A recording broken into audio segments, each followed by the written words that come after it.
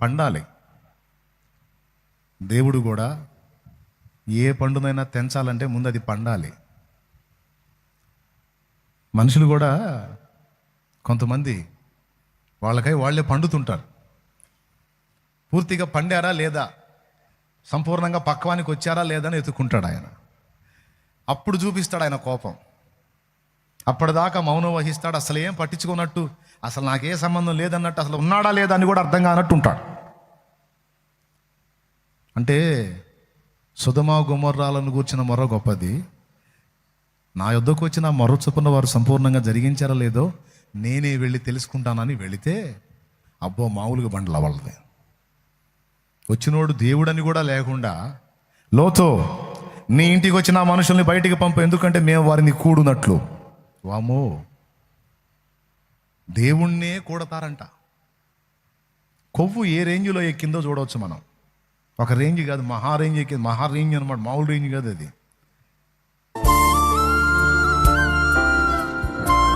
రండి దేవుని వాక్యం చదువుకుందాం. మలాకి గ్రంథము 4వ అధ్యాయము 1వ వచనం నుంచి చదువుతున్నాను, చిత్తగించండి. ఏలయనగా నియమింపబడిన దినము వచ్చుచున్నది, కొలిమి కాలున్నట్లు అది కాలును, గర్విష్ఠులందరూ దుర్మార్గులందరూ కొయ్య కాలు వలె ఉందురు. వారిలో ఒకనికి వేరైనను చిగురైనను లేకుండా రాబోవు దినము అందరినీ కాల్చివేయునని సైన్యములకు అధిపతియగు యెహోవా సెలవిచ్చుచున్నాడు. 2వ వచనం, అయితే నా నామమందు భయభక్తులు గలవారగు మీకు నీతి సూర్యుడు ఉదయించును, అతని రెక్కలు ఆరోగ్యము కలుగజేయును గనుక మీరు బయలుదేరి క్రొవ్విన దూడలు గంతులు వేయునట్లు గంతులు వేయుదురు. నేను నియమింపబోవు దినమున దుర్మార్గులు మీ పాదముల క్రింద ధూళివలె ఉందురు, మీరు వారిని అణగద్రొక్కుదురని సైన్యములకు అధిపతియగు యెహోవా సెలవిచ్చుచున్నాడు. ప్రభునందు ప్రియులారా, మనం చదువుకున్నటువంటి వాక్య భాగం పాత నిబంధనలోని చివరి పుస్తకంలో నుంచి ప్రవక్త ద్వారా పరిశుద్ధాత్ముడు పలికించిన మాటలు ఇవి. ప్రవక్తలు ఎవని గూర్చి ప్రవచించారో ఆ ప్రవచనాలన్నీ నెరవేరబోయే కాలానికి ముందు సమయంలో జరిగినటువంటి విషయాలు పలికిన వాక్కులివి. నియమింపబడిన దినము వచ్చుచున్నది, కొలిమి కాలున్నట్లు అది కాలును, గర్విష్ఠులందరూ దుర్మార్గులందరూ కొయ్య కాలు వలె ఉందురు.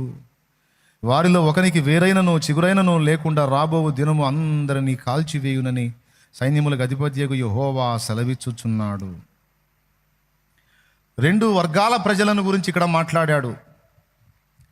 2 వర్గాల ప్రజలు, ఒకటి దేవునికి భయపడని గర్విష్ఠులు, అహంకారులు, గర్వాంధులు, దుర్మార్గులు.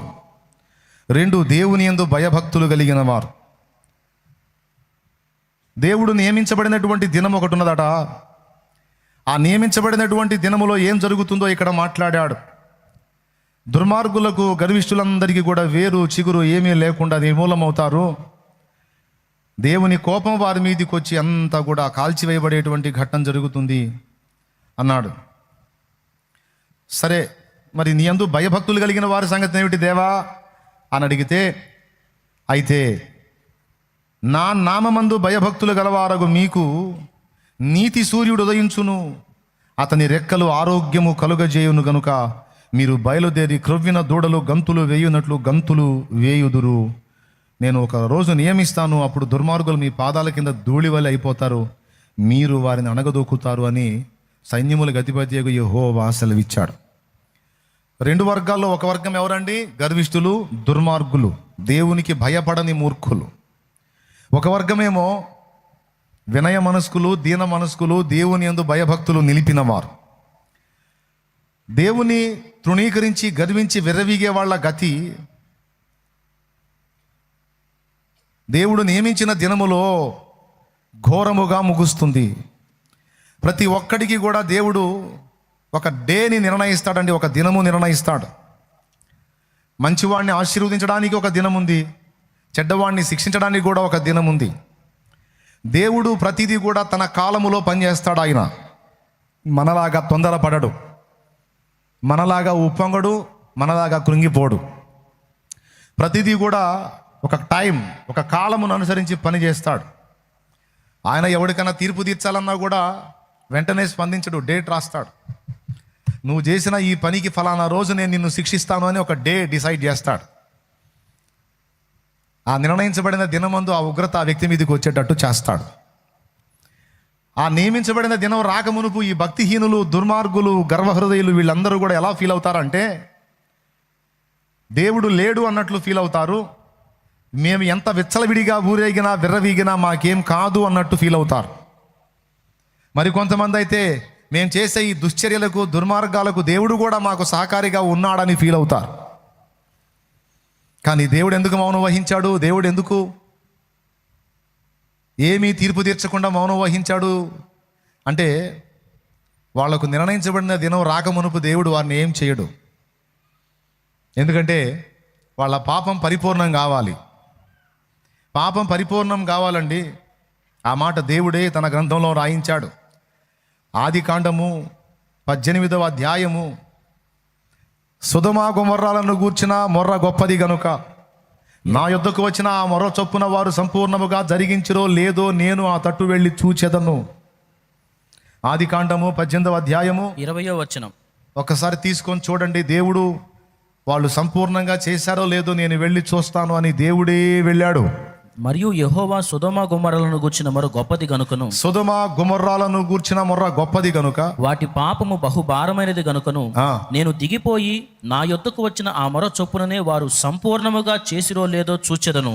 చేయని ఎడల నేను తెలుసుకుందునా. నేను అక్కడ 20వ వచనం మళ్ళీ మీరు ఒకసారి చూస్తే సొదొమ గొమొర్రాలను గూర్చిన మొర్ర గొప్పది అన్నాడు.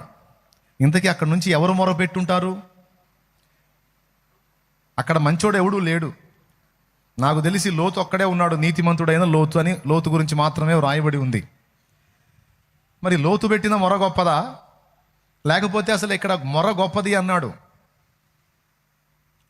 ఇంతకీ మొర పెట్టింది ఎవరు? మీకు ఒక విచిత్రమైన విషయం చెప్తా ఈ సందర్భంగా. దుర్మార్గులు, గర్విష్ఠులు, అహంకారులు అయినటువంటి మనుషులు చేసే దుర్మార్గాలు, దుశ్చర్యలకు మనుషులు బాధపడి మొర్ర పెట్టడమే కాదు, ప్రకృతి కూడా మొర్ర పెట్టింది దేవునికి. ఇది గుర్తుపెట్టుకోవాలి. ప్రకృతి కూడా మొర్ర పెట్టింది, ప్రకృతి స్పందించిద్ది. ఉదాహరణకి నీతిమంతుడైన యేసు రక్తము భూమి మీద చిందినప్పుడు భూమి భూకంపానికి గురైంది, భూమి కంపించింది. యేసు శిలువలో ప్రాణం పెట్టినప్పుడు కొండ శిలలు బద్దలైనాయి. ఎందుకు అవ్వాలి? అది రాశాడు గ్రంథంలో. కొండ శిలలు ఎందుకు బద్దలవ్వాలి? భూమి ఎందుకు కంపించాలి? సూర్యుడు ఎందుకు మరుగైపోవాలి? చంద్రబింబం ఎందుకు రక్తవర్ణమైపోవాలి? పట్టపగలు మిట్ట మధ్యాహ్నం 3 మధ్యరాత్రిలాగా చిక్కటి చీకటి ఎందుకు కమ్మేయాలి? అంటే మానవాళి పాప పరిహారార్థమై చిందింపబడిన పరిశుద్ధ పవిత్ర రక్తము సాక్షాత్తు దైవ రక్తము. దైవ రక్తం ఎప్పుడైతే భూమి మీద చిందించబడిందో, మానవాళి పాప పరిహారార్థమై దైవ కుమారుడు తన ప్రాణమును అర్పించాడో, ఆయన ప్రాణార్పణముకు మనుషులలో భక్తులైన వారి హృదయాలు ద్రవించాయి. అదేవిధంగా ప్రకృతి కూడా తన స్పందనను తెలియజేసింది. ప్రకృతి కూడా గందరగోళమైపోయింది, భూమి కంపించింది, సూర్యుడు మరుగైపోయాడు. మధ్యాహ్నం 3 గంటల వేళ చిక్కటి చీకటి గమ్మేసింది. నైటు తడవలాడుతారే మనుషులు, చీకట్లు అట్లా తడవలాడారు పగలు 3. దేవాలయపు తెర పైనుండి కిందికి చినిగిపోయింది. అంతేకాదు ప్రిలారా, శిలలు బండలు బ్రద్దలైనాయని రాసుంది, భూమి కంపించిందని రాసుంది. చూస్తారా ఎక్కడ రాసుందో? యేసు శిలువలో ప్రాణం పెట్టినప్పుడు ప్రకృతి స్పందించిన తీరు ఒక్కసారి చూడండి.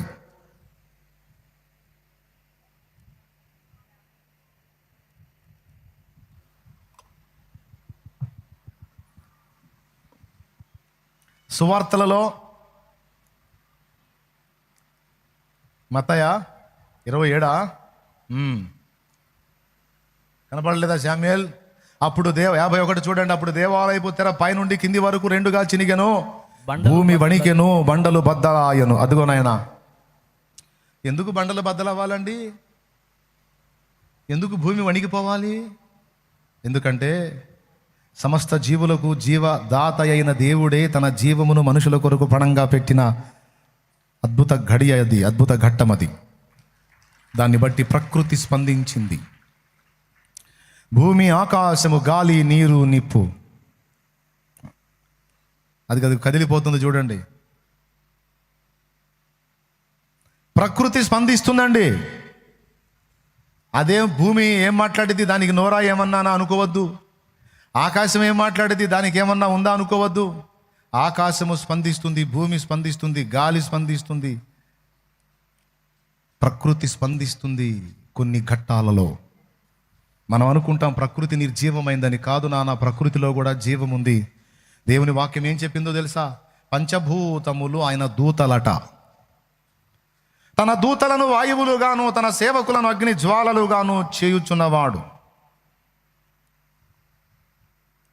జలముల దేవదూత అన్నాడు. బలిపీఠము నుండి ఒక స్వరం వినబడింది అన్నాడు. మనం నీళ్లు చూస్తాం, సముద్రం దగ్గరికి వెళ్ళి నీళ్లు ఏముంది, నీళ్ళే అనుకుంటాం. కానీ నీళ్లు దేవుని దూతట, భూమి దేవుని దూతట, ఆకాశము దేవుని దూతట. నమ్ముతారా?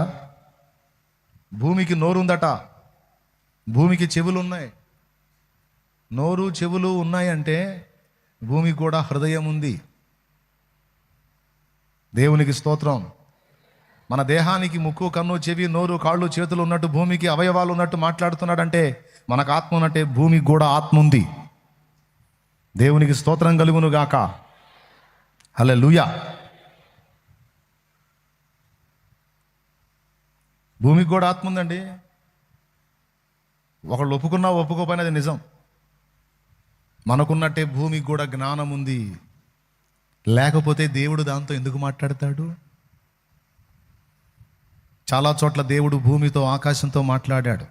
యెషయా గ్రంథం 1వ అధ్యాయం 1వ వచనం, ఆకాశమా ఆలకించుము, భూమి చెవియొగ్గుము, నేను పిల్లలను పెంచి గొప్పవారినిగా చేసి వారు నా మీద తిరుగుబాటు చేసి ఉన్నారు అన్నాడా లేదా? మరి ఆకాశమా ఆలకించు, భూమి చెవియొగ్గు అంటే భూమికి చెవి ఉందా? ఉంది. కాబట్టి వినమన్నాడు. ఏడుందబ్బా భూమికి చెవి? మనకు కనపట్టలేదే.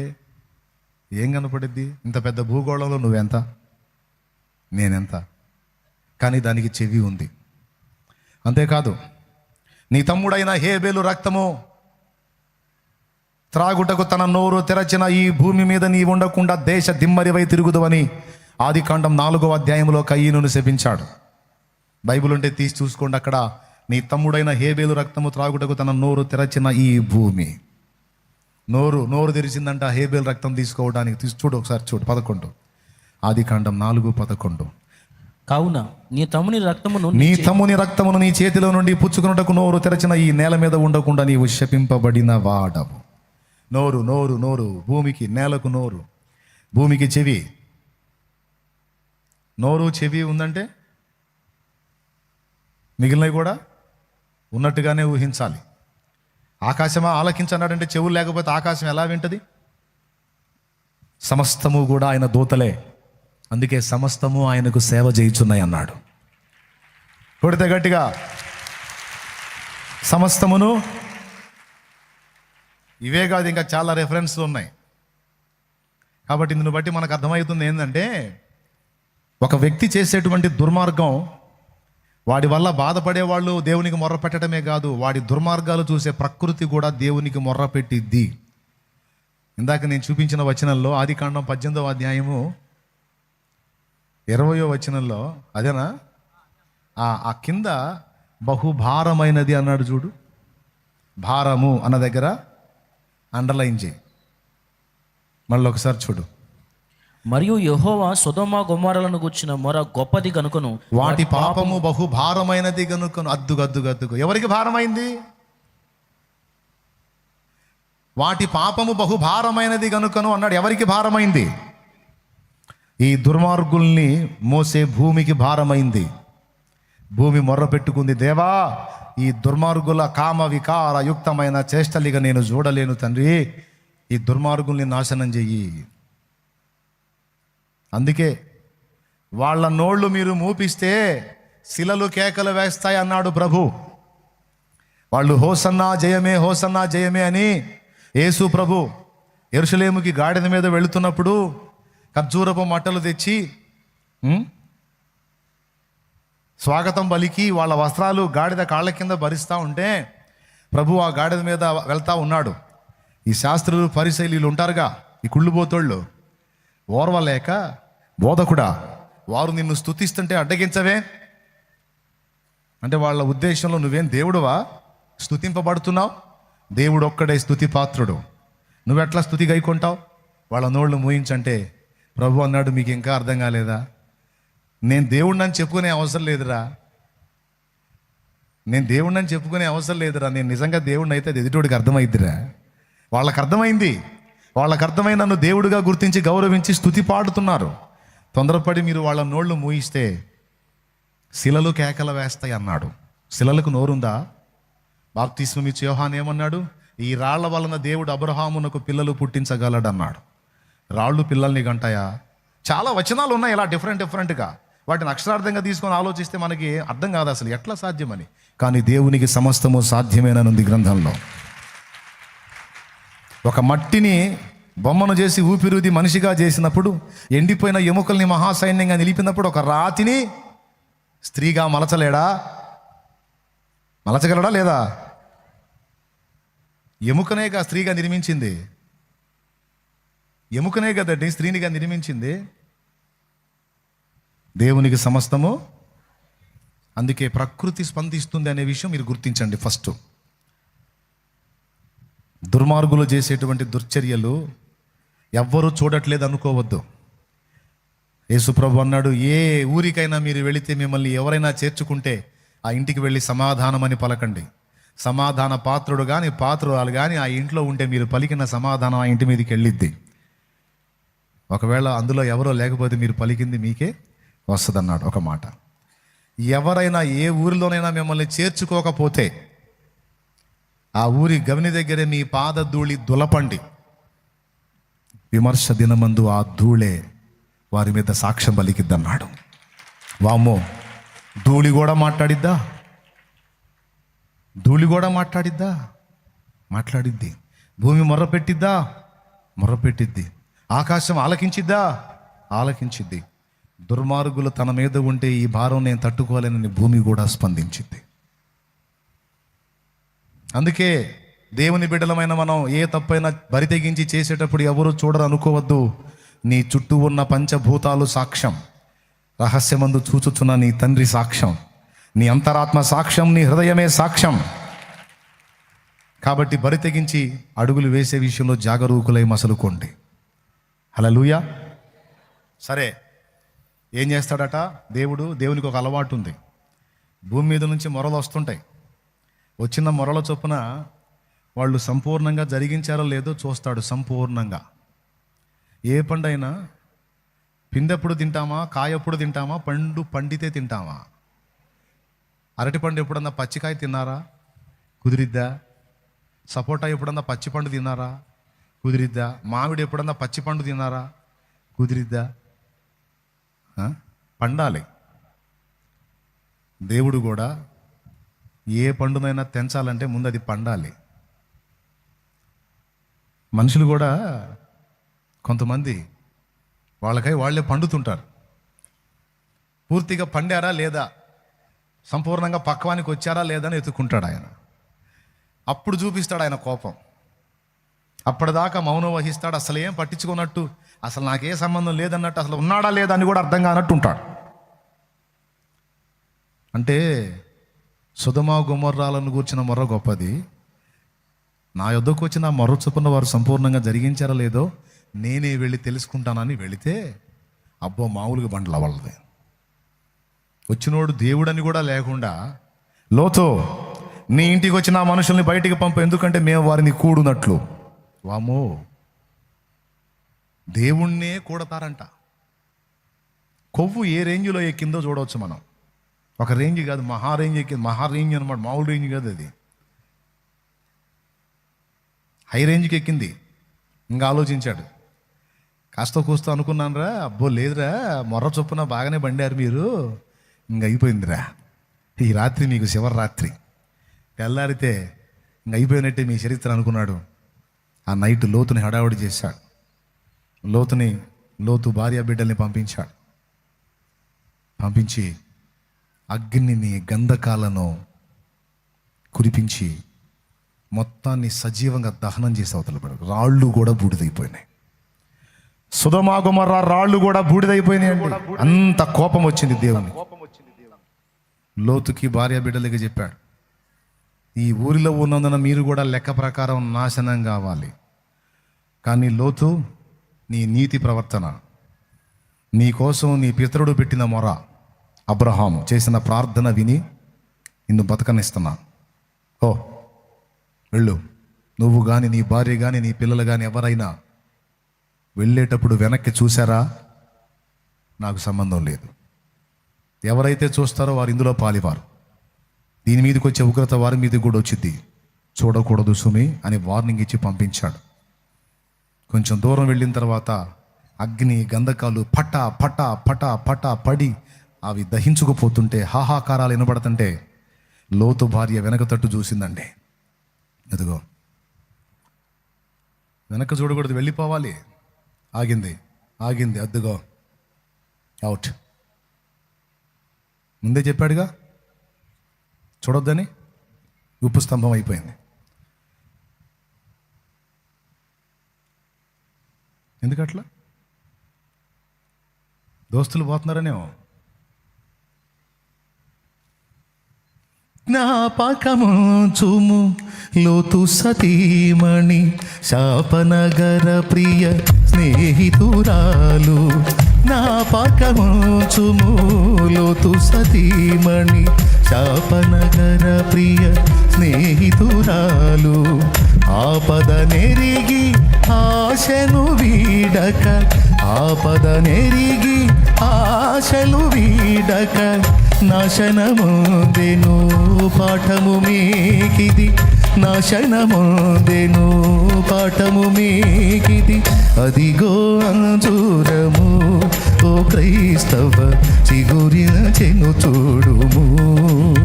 ఇదిగో నేను త్వరగా వత్తును, సిద్ధపడుడియను స్వరమును వినవా.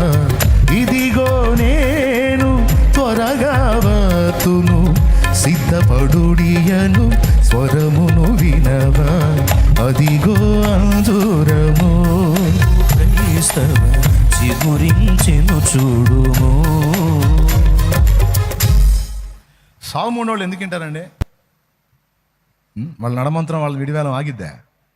అయ్యా అది పద్ధతి కాదయ్యా, అమ్మా మాటినమ్మా, అయ్యా మాటినయ్యా, అయ్యా కాస్త మార్చుకో, అయ్యా కాస్త మార్చుకో, ఆ పని సోది మదేశ్వా అంటుంటాడు. సావు మూడోడు ఎండో మాట బతిలాడిన ఎండో వాడంతే, వాడి కర్మ గాలాల్సిందే. అప్పుడు కర్మ గాలినప్పుడు మొత్తుకుంటాడు. మొత్తుకొని ప్రయోజనం ఏముంది? కాలిందిగా. కొంతమంది అంతే. ఇప్పుడు మధ్యప్రాచ్యంలో కూడా జరుగుతుంది అదే. విర్రవీగారు, ఇప్పుడు గందరగోళం అయిపోతుంది పరిస్థితి. దారుణ మారణ హోమం జరుగుతుంది. ప్రార్థన చేయండి. ఏర్పరచబడిన వారి నిమిత్తం ఆ దినములు తక్కువ చేయబడని ఎడల ఒక్కడు కూడా బతికి ఉండడని చెప్పాడు యేసయ్య.